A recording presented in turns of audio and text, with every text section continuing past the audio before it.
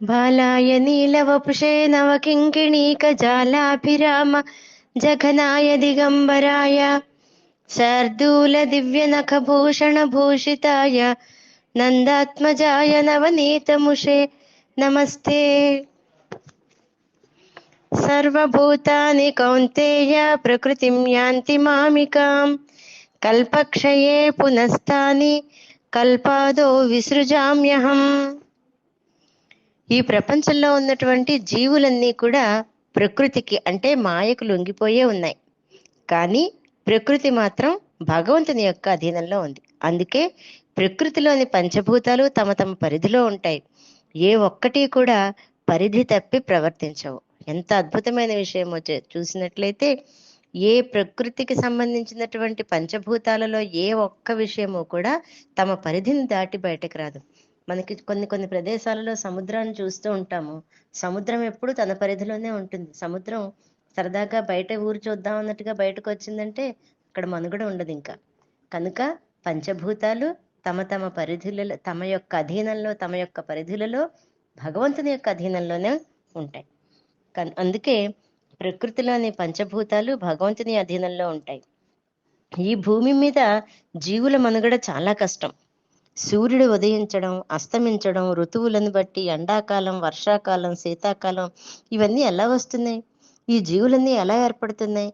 తండ్రి నుండి ధాతువు, తల్లి నుండి అండము కలిసి ఒక కణం ఏర్పడుతుంది. అక్కడి నుండి ఆ కణం అనేక విభజనలు చెంది చేతులు, కాళ్ళు అనేక అవయవాలు ఏర్పడుతున్నాయి. ఇవన్నీ ఎవరు తయారు చేస్తున్నారు? తల్లి గర్భం లోపల ఏం జరుగుతోందో కూడా తెలియదు. ఇవన్నీ జరిపిస్తున్నది ఆ పరమాత్మే కదా. అందుకని శ్రీకృష్ణుడు మాయకావ్ అంటే నా యొక్క మామకాన్ అంటే నా యొక్క అధీనంలో ప్రకృతి అంది అని చెప్తున్నాడు. మాయాంతు ప్రకృతిం విద్ధి మాయినం తు మహేశ్వరాన్ అనే వేదవాక్యం కూడా ఈ అర్థాన్ని తెలియజేస్తుంది. ప్రకృతే మాయ. ఆ ప్రకృతిని మాయని స్వాధీనపరుచుకున్నవాడే మహేశ్వరుడు.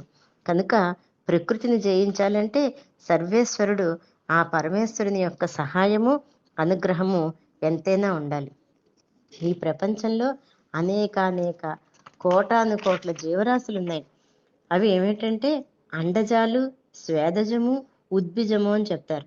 అండజము అంటే అండం ఏర్పడిన తర్వాత దాని నుండి వచ్చేటువంటి జీవి. ఇవి 21 లక్షలుట.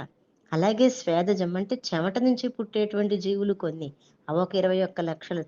ఉద్భిజము ఈ రకంగా 84 లక్షల రకాల జీవులు ఉన్నాయట. బ్రహ్మాండము అంటే 14 లోకాలు, ఊర్ధ్వలోకాలు, అధోలోకాలు కలిపి ఇన్ని జీవులన్నీ కూడా పరమాత్మ యొక్క అధీనంలోనే ఉంటాయి. ఈ జీవులన్నీ మాయకులోనే ప్రకృతిని యొక్క అధీనంలో ఉంటున్నాయి. ఈ ప్రకృతి పరమాత్మ అధీనంలో ఉంది. అటువంటి పరమాత్మను పట్టుకోవాలంటే మాయను జయించాలి. మాయను జయించాలంటే ఇదివరకే మాయను జయించి జీవన్ముక్తులైనటువంటి మహాత్ముల యొక్క అనుగ్రహం ఉండాలి. అప్పుడే అతడు సులభంగా గట్టెక్కగలడు. ప్రకృతికి లోబడినటువంటి వాళ్ళందరూ ఈ శ్లోకంలో చెప్పబడినట్లు సృష్టిలో పుడుతూ ప్రళయకాలం నశిస్తూ రావడం పోవడం వంటివి చేస్తూనే ఉంటుంది. ఆ సంస్కృతి నుండి తప్పించుకోవాలి అంటే మాయాధీశుడైనటువంటి పరమాత్మని ఆశ్రయించి తీరాలి. జయ గురుదత్త.